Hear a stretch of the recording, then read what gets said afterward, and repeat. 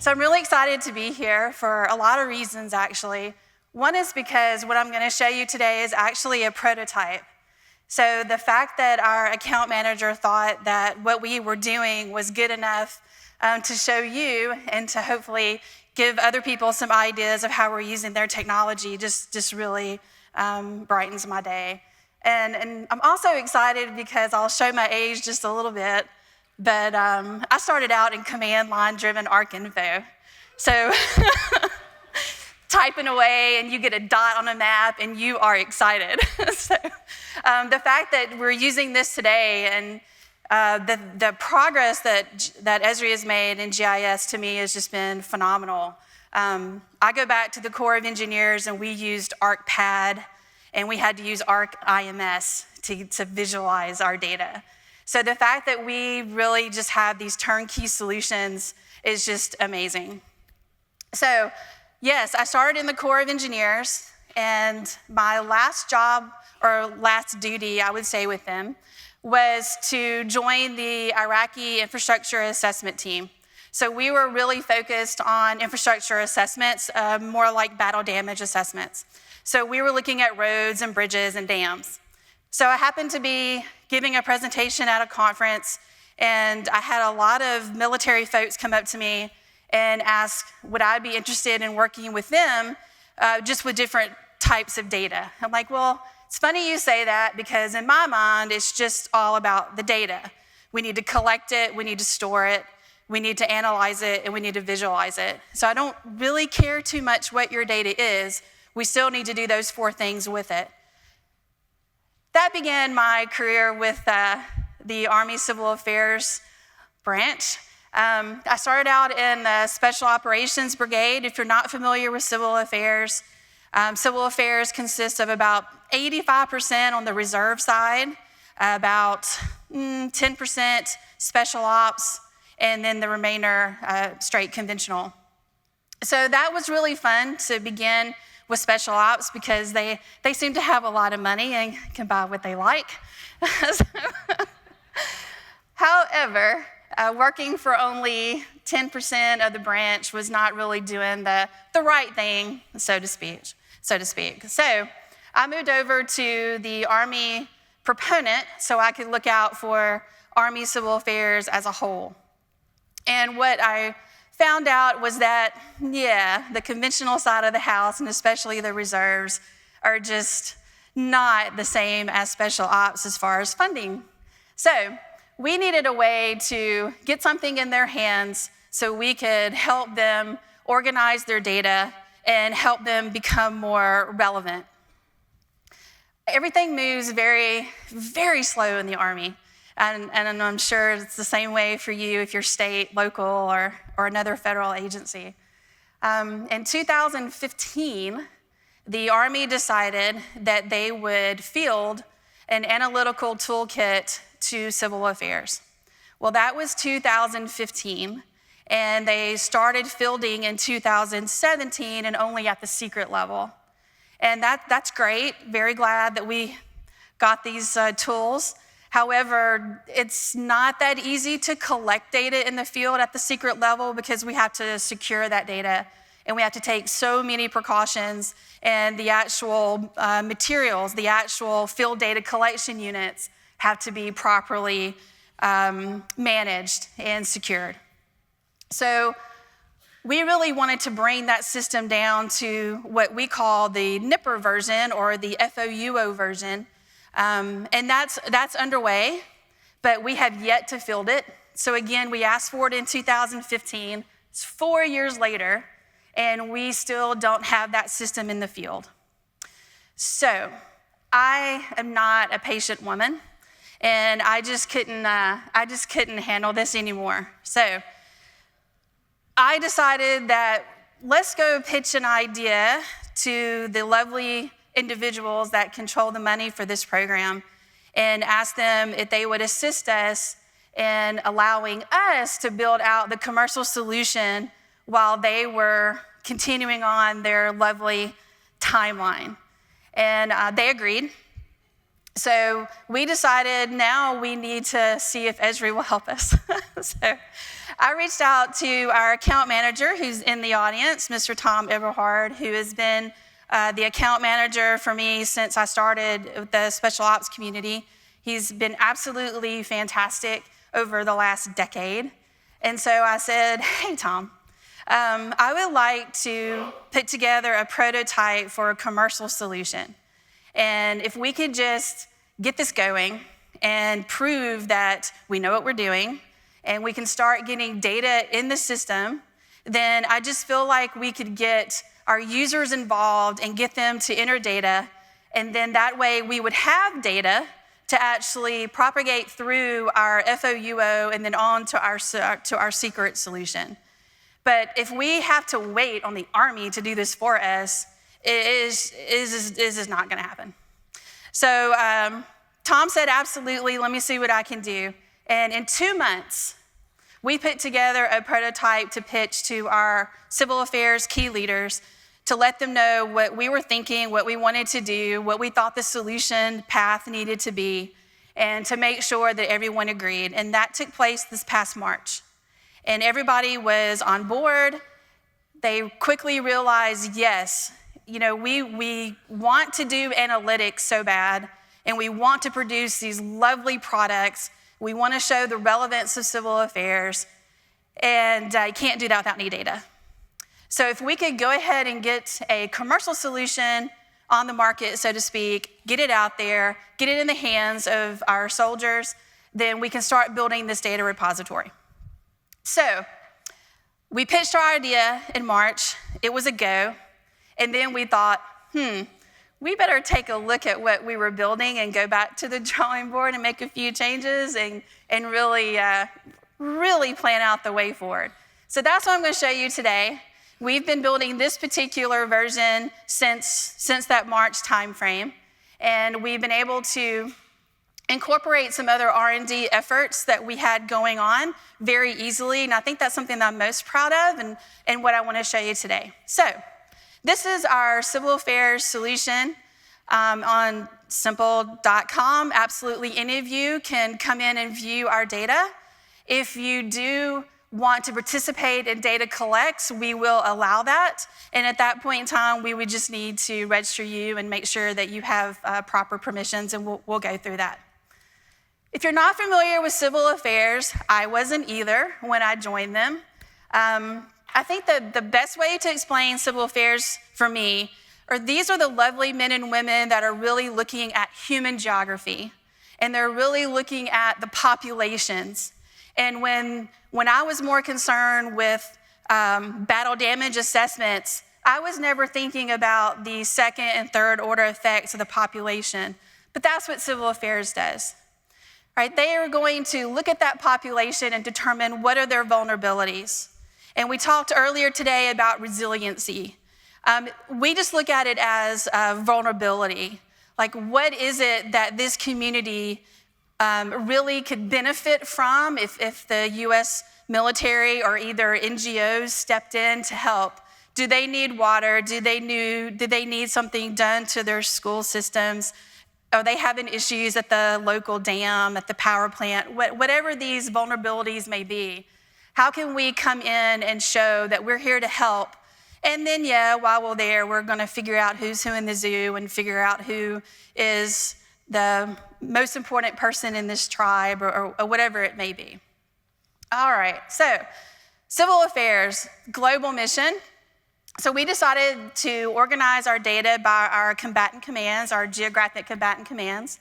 And I'm going to take you into EUCOM today. I will scroll down and point out that we do have a training site that mimics our production site. It's just not quite ready yet. I think we're going to get that up and running the 1st of August. So let's take a look at EUCOM.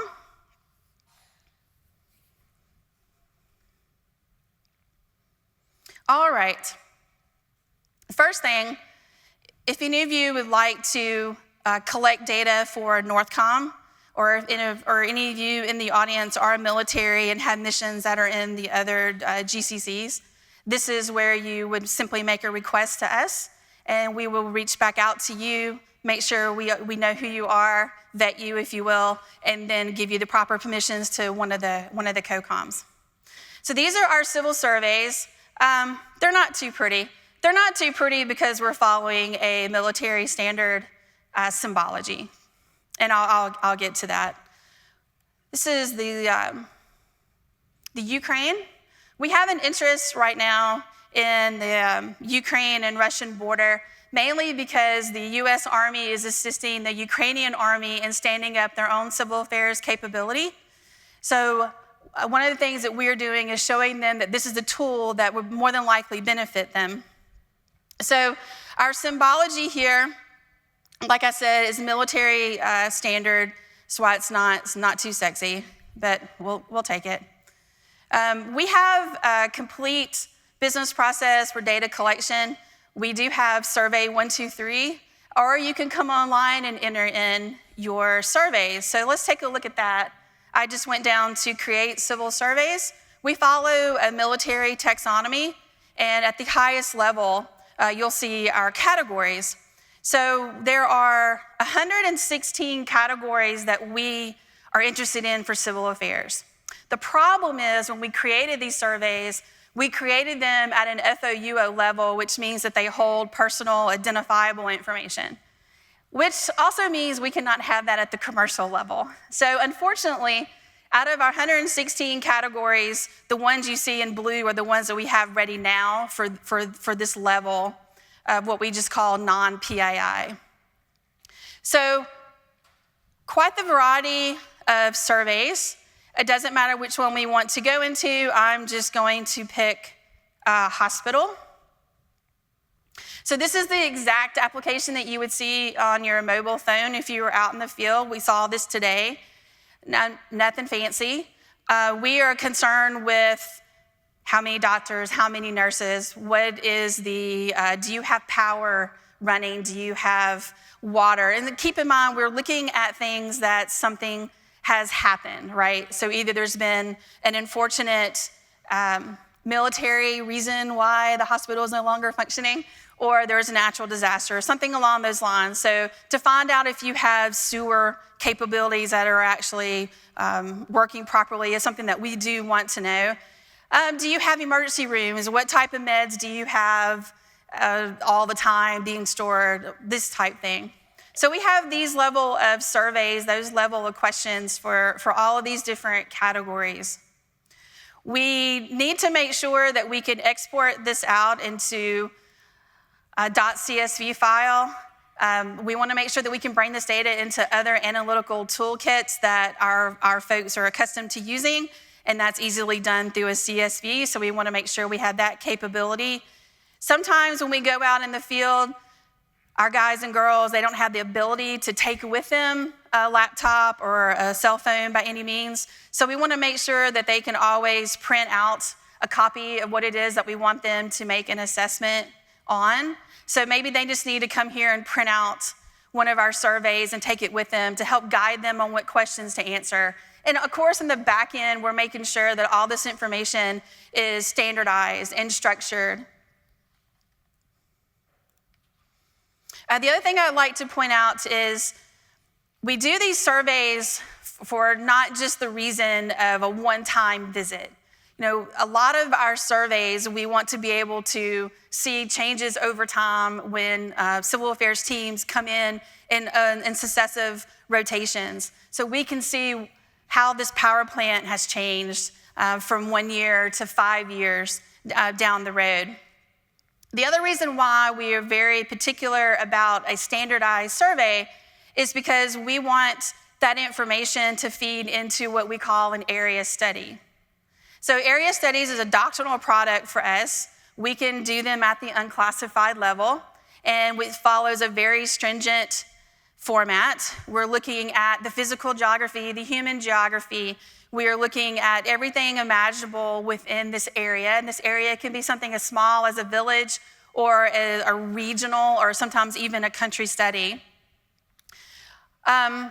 This is our format for an area study, and today these are done just on a Word doc. What we want to do is take our survey information and automatically populate it so that the user is presented with an area study that's as filled out as possible from these surveys that people have collected in the field. And so to give you an idea of just what a nice area study looks like, it's very detailed. This is 212 pages of an area study for the Ukraine. So it's wonderful to have field data collection real time on the ground, but it's also not feasible, right? We can't be everywhere at every time. And also there's also risk involved when you're trying to get into certain areas. So what we want to do is to look at publicly available information. So this is an application called the Civil Affairs Information Matrix. It was actually done through a research and development effort outside of any Esri, outside of any GIS, but we've asked them to make sure that their deliverable was able to reside inside our ArcGIS Online. So just to give you an idea, when we look at information, we look at different levels of war. We either look at the very tactical level, or we look at operational or more strategic view. So we can organize all of our data coming into the system by these three different levels. We'll just stay with tactical. I mentioned that we follow a certain taxonomy. Let's just say, for example, I want to look at educational facilities. And what the bubbles represent for me, what I call them, I'm sorry. I'm not sure if you can quite see, but inside each circle is a value, and that number corresponds to a number of news articles that relates to educational facilities and people. So we'll just see what turns up here. Here's an article that relates to the Ukraine and a school, and unfortunately there looks like to be a fatality. But this is a way that we organize all of our publicly available information, so it's easy for the user to not just sit down and one time only go through a Google or a Bing or whatever search on the internet. This helps them to organize and see their data. It also allows them to do a capability gap assessment. So I can look at everything and I can see where my gaps are in information. Now, I showed this to our lovely Esri developers and they were like, oh, that's cute. How long did that take to do? I'm like, well, unfortunately in the Army, everything takes forever. So this R&D effort, I'm a little embarrassed to say, took 2 years. So in a matter of literally 2 days, let's go back. One of the innovation engineers said, well, I can do this for you. So this is the Esri Open Data Harvest, which I told him was a slightly quirky little name, but we'll go with it. This is pulling Bing and Google at the moment. We will expand this later, but again, it was 2 days, so, give them some slack. We eventually will have all 116 of our categories. If you remember, I mentioned that we're having to take our FOUO categories and parse out PII to get our non-PII forms, and we only have about 14 to date. So anyway, he took our 14 categories that we're currently working in, and I can click on any of these dots that represent news articles pertaining to this particular category. So just for example, if I click on food retail and select one of my dots here,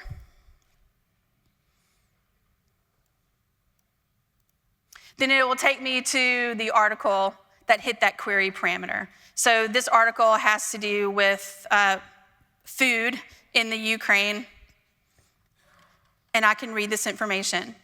The purpose of this, it's really nice for our users because if we can't get there and collect information, we still can make a survey on this particular facility because now I have its latitude and longitude. I can read through the article and I can answer my standardized questions.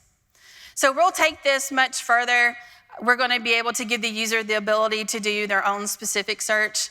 And we're also going to expand this to look at the difference between news feeds versus news articles, or regular articles, excuse me. Last thing I would like, or maybe I have two things to talk about. I'm watching my time here. I know I'm your last speaker. It's between me and the social. I got it. So we don't have any story maps yet. Again, we really started this in about March, what you see here today. We think that the story maps are fantastic and they can replace something that we call storyboards. And we would like to see that be more interactive because right now storyboards are PowerPoint and they're just blah. So I borrowed this from the State Department and I think it's a great example of a story map. And I think it's just wonderful because, we still have folks that don't know what GIS is. They don't have GIS software. That's always, their excuse. So this is a way for us to say, gotcha. Here's something perfect for you to sit at your desk and look through. And I want to get to one particular section, although I think I went a little too fast and I may have missed it. Let's see. I need to let it load.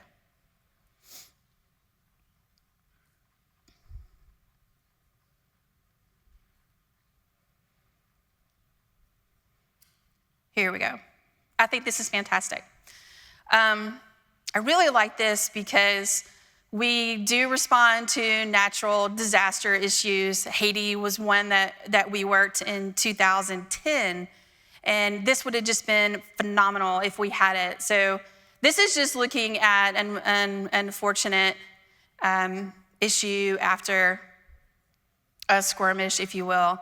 But to be able to give this capability to one of our higher level officers that just really doesn't have the technological savviness that we have, this would be very good for him or her. All right, so the last thing I'd like to talk about, these civil surveys. One of the things that the military continuously takes a hit on is our inability to properly share data. And yes, it's 100% true. We like to start aggregating our data. Once we aggregate it, it goes secret or top secret. We like to run analytics on a lot of data. We like to actually have people's names and have people's photos and have their contact information. And we just can't put that in a commercial solution to make it to easily share that data with our NGOs or who have you, or academia. Oh goodness, that's for sure. It's very hard for us to share data with academia. So we found the Humanitarian Data Exchange. If you're not familiar, it is managed by UN OCHA. And we found out that they were actually running Esri as their, and I'm not exactly sure if they're a complete Esri store, if you will, but they have the ability to bring in our information. So as soon as we enter data into our system, it automatically populates UN OCHA's site. And it was a way for us to show that, yes, we are definitely trying to make a very hard effort to give you real-time data and same exact functionality. We click on one of our points. I think this is my farm. And you'll get the same information that you get in our site.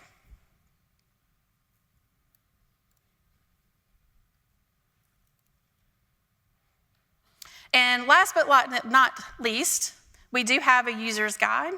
So as I said, this is completely viewable to anyone. So please come in, take a look. We have everything imaginable. Ms. Jennifer Sheridan, who's with me today, put this together. It's fantastic. Tells you how to register, tells you how to use Survey 123, tells you how to use all the little bits of the different applications inside our site. And I think she did a fantastic job with this, so please take a look. So, having said that, if anybody would like to talk to me about sharing data, or anybody would like to talk to me about our structured forms, these are the civil affairs authoritative data on infrastructure, installations, civil disturbances, activities. This is how we collect data in the field, and I'd be more than happy to share any of this with anyone. My contact information, and thank you.